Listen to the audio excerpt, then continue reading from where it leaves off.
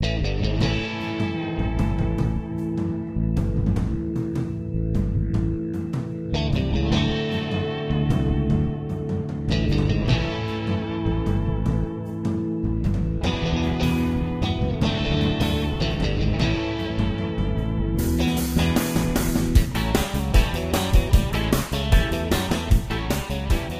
up, everybody? Welcome back to another Seals Pod. I'm your host, Teddy Jenner, and this week we are joined by the head coach and general manager of your San Diego Seals, Patrick Merrill. Patty, how are you, brother?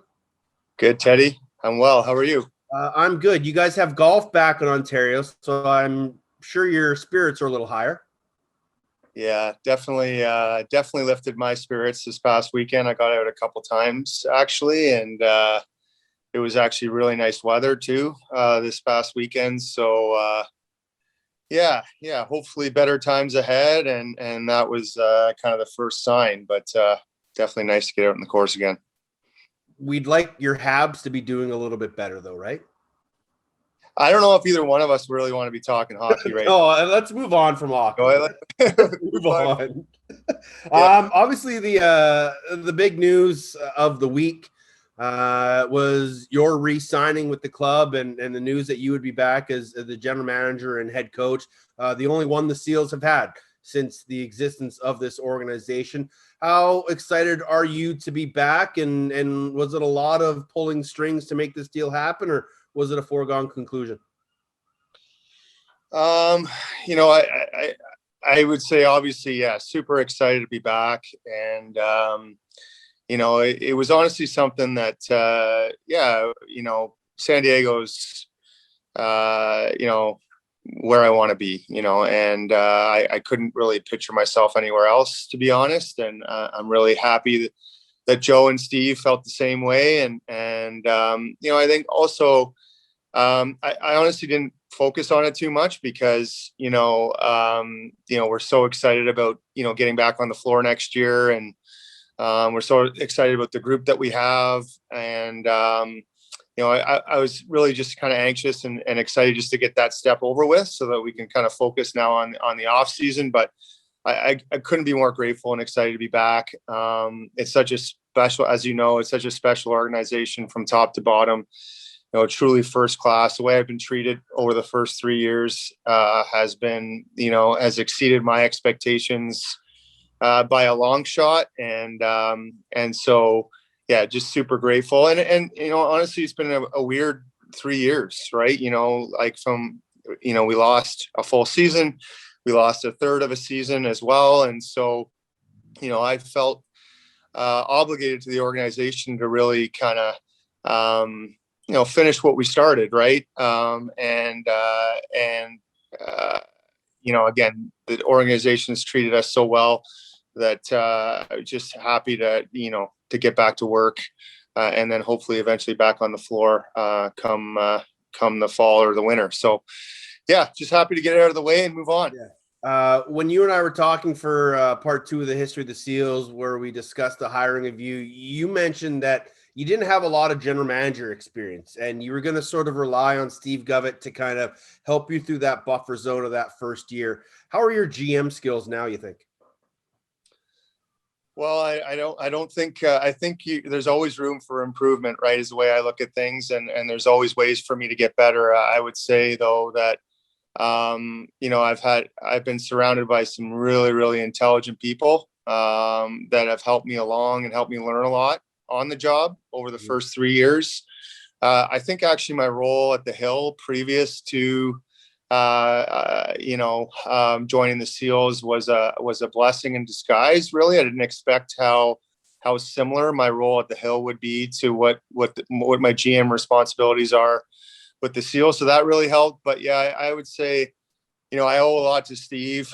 He's really mentored me through this process and of becoming a GM, and then I have Sean Walsh as an assistant GM. That's, I'm very thankful and grateful for. He's a great help to me in every way. And then Shooter as well. I mean, Shooter's experience with Toronto previous to joining us with the Seals on the player personnel side of things has been really, really helpful. And it's pretty funny. I've learned a lot from both Shooter and Steve in different ways, and kind of being in the middle of them sometimes, with regards to opinion. Yeah.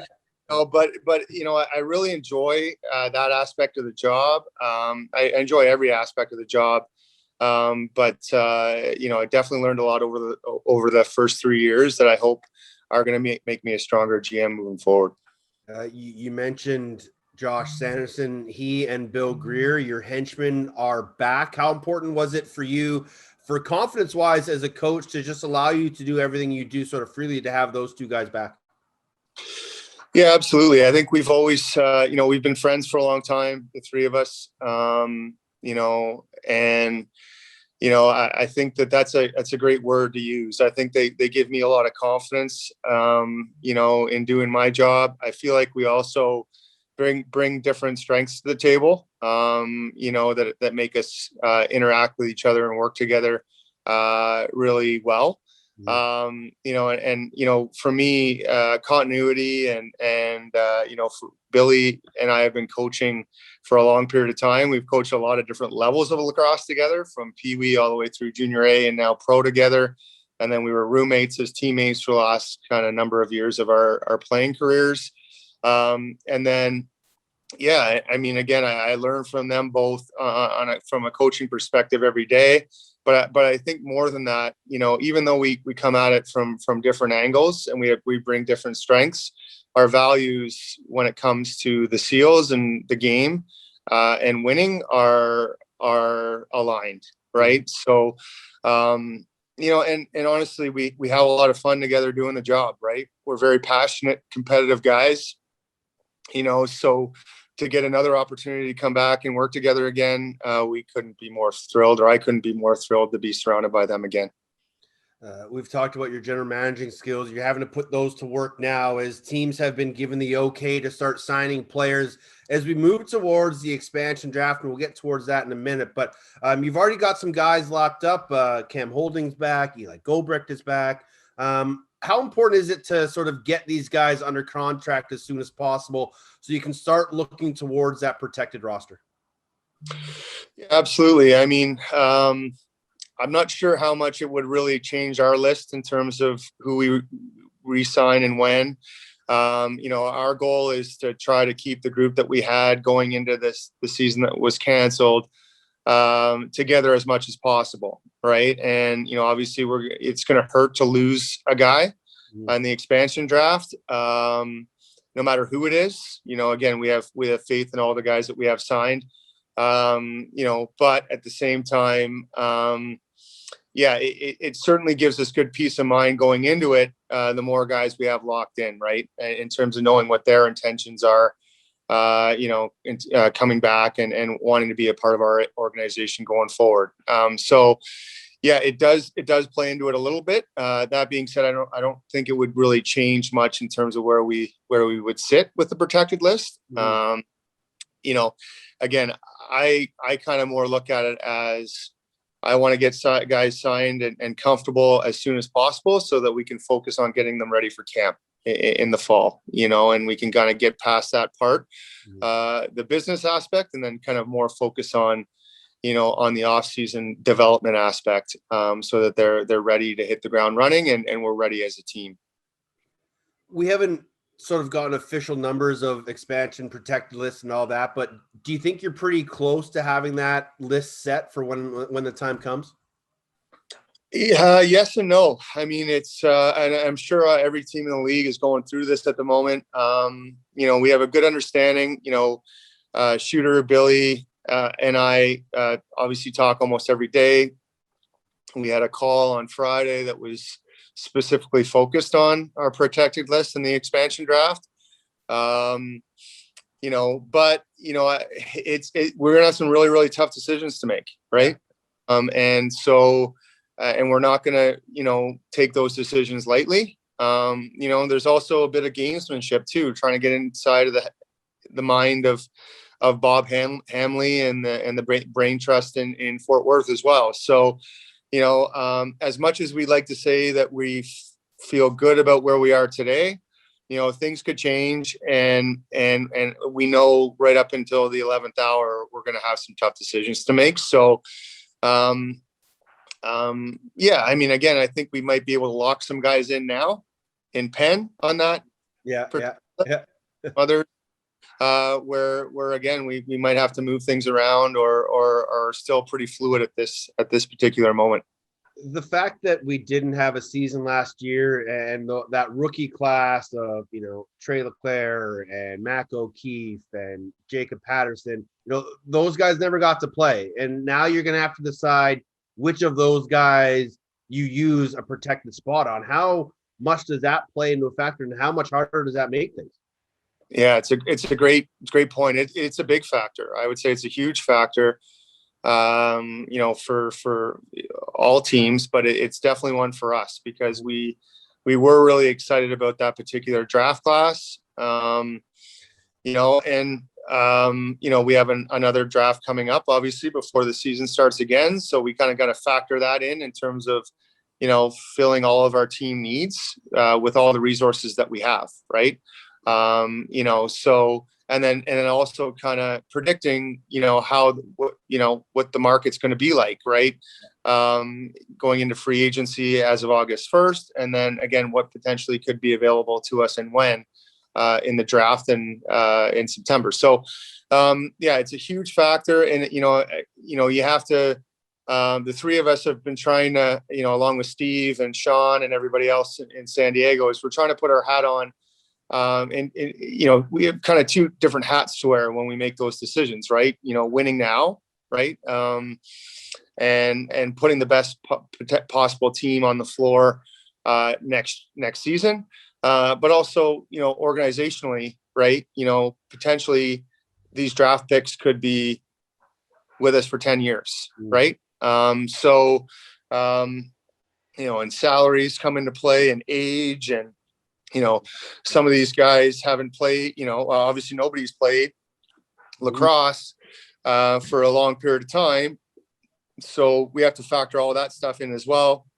There are some guys that are going to be able to play in the PLL this summer and get to play lacrosse at a very competitive level over the summer. And there are some guys that aren't going to be able to play at all. So there's all these different factors that we're trying to juggle and manage and balance. But we think either way, we're really confident in our depth of guys that we currently have, including draft picks. Mm-hmm. But we also think we have a really good mix, right, of veteran guys with experience, leadership, and guys that are, probably, more quote unquote NLL ready, and then how to integrate the young guys into the mix going forward. The biggest question for most general managers when it comes to that protected list is in goal, because you're only going to be able to protect one. And obviously you've got Frankie, you've got Nick, you've got Moose, you've got Charles. We're going to focus obviously on Nick and Frankie, and I know you're not going to give any secrets away, but how hard is this decision going to be to figure out which guy you're going to protect? Yeah, we're not going to give anything away. That's for sure. Yeah. To answer that part of the question right off the hop. Yeah, we're not going to answer that, but it's really tough again, right? We have a good young emerging goalie in Nick, and he came in and gave us some great minutes last year and kept us in the playoff race. And at time when Frankie went down with an injury, and played really well. Right. And we're really confident in where Nick is going to be, but he's a young goalie. Right. And we feel like Frankie is also like, he's such a big part of our team in a lot of ways too, his leadership. We still think that Frankie has a lot of prime years left in his career. And we actually believe that the best is yet to come for Frankie in terms of his game. So, and he went through some things early last season, right.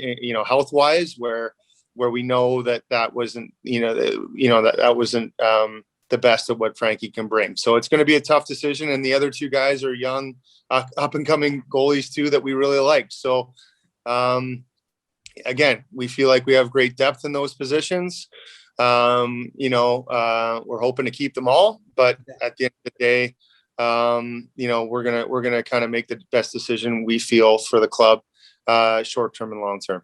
And unlike other years, like when yourselves and the Philadelphia Wings came in, there's only one expansion team. You're only losing one player, so the loss won't be as great.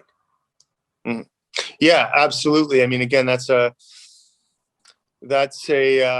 huge factor, definitely, and it's a huge difference. I would say, going back to when we lost two guys after year one, we lost two guys to Rochester and New York. And, but that being said, it doesn't, like I said earlier, not to sound cliche, but that's the toughest part of this job is losing anybody, right? Because you get really close with every player on your team, whether they're a new young kid that you're excited about or a kid that's been with us since year one.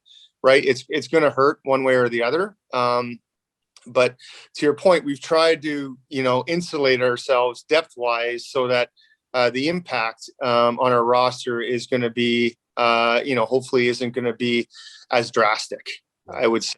Right. And again, it's going to make an impact in some way. Obviously, that's inevitable. But we want to make sure that whatever that impact is that we have the depth to back it up and move forward confidently with our roster. As we move forward throughout the year and get closer to the season, September will eventually come, and that will mean another entry draft. And as you've said, these young kids, other than playing college, haven't played any box lacrosse for 2 years. How hard is that now as a coach, even though as in tune with everything that you are, how hard as a coach and GM and a staff is it to now scout this draft class coming up? Yeah, it's a little bit challenging. It was helpful that, they were able to play, most of them anyway. So we're able to play lacrosse this spring at the NCAA level. But yeah, it's going to be a really tricky and different draft, but we feel like we're very confident in our scouting staff, with Ryan Boyle and Travis Gillespie and Ben Neve and Shooter and Billy are so in tune with the group of guys that are coming up, and familiar with them, not just from, this past year, but, since they were much younger players at all different levels throughout the course of their development. And I feel like, we have a good beat on that. So, I mean, it's gonna be like any other year. You got to do your homework and try to project, who's going to make the biggest impact at the NLL level compared to all the other levels that they've played. But I agree. It is going to be a trickier year in terms of just not being able to evaluate them as much in gameplay, specifically box lacrosse gameplay. Right. So yeah, go ahead.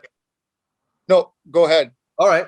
I'm in. The other challenge might be you guys don't even know where you're picking yet because we're still trying to decide what the draft order is going to be. So how much more difficult does it make it when you don't know who's going to be before or after you, which players are going to be left and which won't be?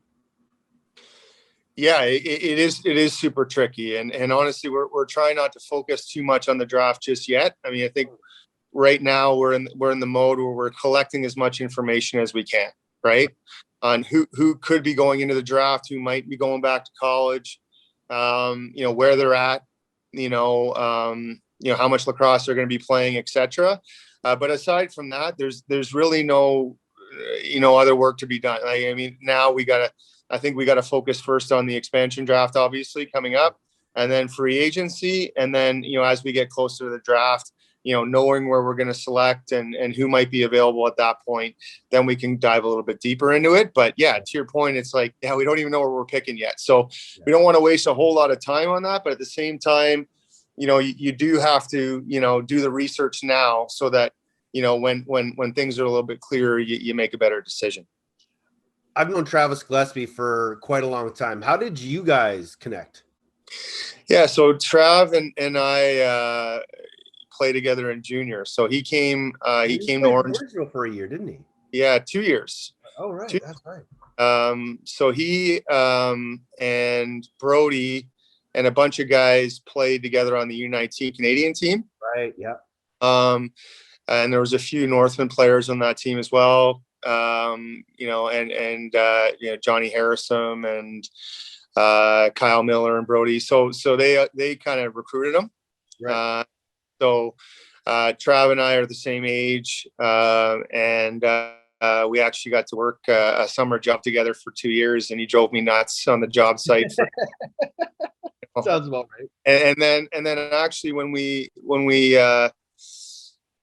lost to Burnaby in the Minto Cup in the year 2000. I'm dating myself now. We're the same age, brother. We're the same age. Stop it. We thought we were going to be playing you guys in that year, and then I think you lost to Burnaby in Game 7 or something like that. We had them 3-2. Thanks for bringing up bad memories again.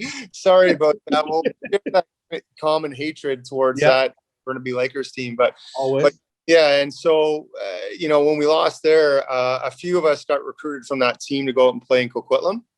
Mm-hmm. Following year, so myself, Travis, Kevin Howard, all went out and played in Coquitlam our first year of major, and we ended up winning a Man Cup together that year in 2001. So, so that's where we became close. And when we were playing together out there, we lived together and stuff like that. So we go way back. And then Travis also, he's very in tune with, like, as you know, with BC Lacrosse. He was involved in the BC Lacrosse provincial teams and that sort of thing. So he had a good sense of some of the younger guys that were coming up that are now draft eligible. And so that's how we got connected. How many Taiwanese kids has he put on your radar? You know what, he does. That's the other thing. That was the other connection with Travis too, is that he worked for Joe and the Taiwan lacrosse program, and he's done some great things with some other great people that you're very familiar with as well. So that was not yet, but I mean, we're hoping to actually have some guys from those national team programs at training camp eventually, right? I mean, that's awesome. And Travis has done a really great job of growing the game around the world, as you know, and that's something that we're very passionate about as well, as all of us as a part of the SEALs organization. So yeah, that's a good point. That was another connection there. The culture of the SEALs has been phenomenal since day one. And, a lot of that stems from Joe and from Steve and Josh and everybody in the office that really started this organization. When you guys drafted Austin Stotts, it really set the franchise on a path for success. And you and him go way back. How important has your relationship with him been, and vice versa, for you guys to have such a strong relationship together? Yeah, I mean, Austin's a polarizing figure, right? I would say in the game, and he's, a lot of people have an opinion about Austin, right? And that's been the case since he was probably 14 years old. Just because he's been that special talent for a long period of time, and he always played many years ahead of his time. Since he's been a really young player, and so. It was no different for me. I knew his older brother, Randy, really well, because Randy went to the Hill, and we had a relationship with Randy, and but I didn't know Austin before I took the job in Six Nations, and again, when I'd ask around about him, lots of different people had a lot of different opinions about him, right? And but when I met him, I just felt like, it took a little bit of time for him to trust me, and vice versa. But once I got to know him, at his core, and again, Billy, coaching with me in Six Nations as well, would agree, is that, he's just a really special talent, right? And a special type of competitor, and I've been very fortunate to play with with some of who I consider the greatest of all time. You know, he would be right up there in terms of what I've seen in my career, in terms of that balance between the competitiveness, the drive and determination to be great, but also just the aura that he brings to a dressing room. He's got that it factor that not a lot of other guys have, in my experience. And you know, I think that it factor also, you know, puts him at a different level, not just, you know, showcasing his talent, but showcasing his talent in big moments. Right. And I feel like, you know, we were so fortunate to be able to have that pick and for him to, you know, for it to be a good fit for him and his family, where he could be comfortable being himself out there. And then I think I told you this in another interview or another question that you asked me, is that, like, it just seemed like it was like love at first sight between him and the culture that we were building in San Diego, and the fan base, and it just where he could kind of come in and just being an expansion team where he was relied upon so much as a leader and you know, as a prominent player on our team right away. I think he thrives in that type of situation, right? I think if he were to come into a team that was maybe a little bit more established, where, you know, it might have been a little bit different for him, but I think all those worlds colliding, I think, you know, made it a really good fit for the organization and for us. And I think, to your point, really helped us establish a culture that very quickly, right, within him kind of as a centerpiece. And, you know, I think he'd be the first to say this as well, is that he's also, I think, been surrounded by some great pros that insulated him very well right away, right?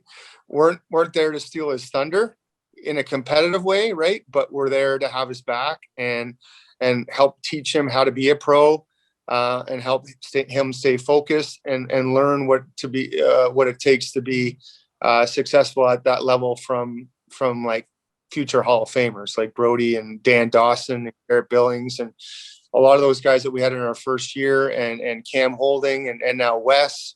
I think, you know, those guys really allow him to be comfortable and allow him to be the best version of himself. And you know, I just see him, you know, I'm so proud of the fact that he's able to thrive within the environment in San Diego, and he's happy and he's excited. And I think you can see that in his play. Yeah. And then, you know, the record that we have with him in the lineup versus when he hasn't been in the lineup kind of speaks for itself, right? Yeah, absolutely. There's nobody that steps onto the floor with more smile and energy and just love for the game than I've ever seen than Austin Stotts. Like, when I saw him in Vegas, that was going to be his first game back, it was like a kid on Christmas. He was buzzing, he was bouncing around, and it's just an infectious energy that you kind of mentioned. That when he's in that locker room with that group, it's unbeatable. Well, it's just like you said, it's infectious is the best word to describe it. Is that it just I think brings out the best in everyone around him. And that was the thing that stuck out to me the very first training camp practice that I was ever around him in Six Nations, was that, you know, and it was just like there was just that aura about him. It didn't really matter. And again, I thought it was, okay, this kid's trying to make a good impression on the new coaching staff. That's the way he is all the time, right? Whether you know, and again, whether it's you know, he's so ultra competitive, he's pushing people out of the way to get to the front of the line in a drill. You know, he, like you said, he's bouncing around. He's that aura in the locker room too, where the guys really feed off of. And it's also too, like, you know, it's a bit of accountability for people too. You know, if you're his teammate or if it's you're his coach, right? He keeps you on your toes that way, right? Where it's like, you know what, if you're not gonna help me along, get out of my way, right? I'll go through you, I'll go around you, I'll do whatever it takes. But I do think you're right. It does come from a deeper love for the game, right, and passion to not only play the game, but be the best, right? Be successful at the game, and that's what he cares about the most. His spiritual roots in the game run so deep, and he mentioned to me that when you push him and he sees the fire in your eyes to help make him better, it's the best thing. And that relationship you guys has been built since those early days. It's such a very cool relationship to see, because you don't really see that. And the fact that you guys, sort of both started your pro careers, yours as a coach GM and his as a player, together on the same franchise with everything that you guys have been through, just makes it that much more meaningful. Yeah, absolutely. And we're very different people too. Yeah, you are. We're very, very different people. We're very, very different players. I probably couldn't carry his bag to the rink. I don't like to admit that to him, but at the same time, it doesn't take much. He'll give me a look or I'll give him a look here and there, and that's really all it takes. So we're kind of on the same page that way. And but it's an evolving relationship too, right? Like I said, I think I've learned just as much or more from him that I think he'll ever learn from me. But it's been working so far, and I feel like, in our locker room, it's a really, really enjoyable situation for me as a coach, because we have a lot of guys that are cut from that same cloth, right? The majority of our guys have that mindset, which, is what you want as a coach and what makes your job a little bit easier as a coach. So, but definitely, again, he brings that aura that all the greats that I've ever played with bring to the table, and we're fortunate to have them. You've mentioned the greats that you've played with a couple times, and many of those greats I had the opportunity to play with as well. The National Lacrosse League announced 20 names that will be on the list for induction into the National Lacrosse League Hall of Fame. When you saw that list, were there a few guys that you said, yeah, that guy's a lock? And were you say maybe a couple guys that I really hope that guy gets in? First of all, I think they all played in our generation, Teddy, for the most part. So I think they're all deserving in their own way of being there, and I think that they nailed those nominees. I couldn't agree with them more. I think obviously, first and foremost, you kind of gravitate towards the guys that you played with, right? And that personally, and you're kind of cheering for them maybe first. I think that's just a human natural reaction. But I don't think they can go wrong, right? I don't think they can go wrong with who they select out of this class, and whoever doesn't get selected this time around, I feel like we'll get there eventually, because they were that good and made that much of an impact and impression on our league that's going to last and make our league better, or did make our league better when they were playing. So I'm just really excited and proud and happy for those guys. I want to ask you about Colin Doyle, because he is a very special player in his own right, but his leadership ability is really unmatched throughout our league. How integral and infectious and important was he as a leader for those Toronto Rock teams? Oh, he was, again, I got to grow up in the league learning from him, and both in Coquitlam and in Toronto. Right. First number of years of my career, and again, he's one guy that I like, very different guys, but when I was talking about Austin, his name probably comes to my mind first in terms of comparable, and I think Austin's got a lot of work to do to get to where Colin, what Colin achieved in his career. But again, he was a guy that just the competitiveness, just his will to win, but also his understanding of how to assert himself in certain situations, and his talent to help a team win, I think made him extremely special. So he could beat you in so many different ways, right? And he could read the complexion of a game and then decide how he was going to, and apply how he was going to take it over, and lead the team to success. As an example, right? A few different examples. If they were kind of, double teaming him or clogging up the middle of the floor where he couldn't use his size to get to the net, right? He was a great playmaker, right? Really underrated playmaker. He could take a step back and be that quarterback, as right? And start finding open guys, right? Or, if they're taking his playmaking ability away from him, then he started going to the net, right? And having success that way, right? And again, or, he was such a great teammate in the way that he could make other people around him better too.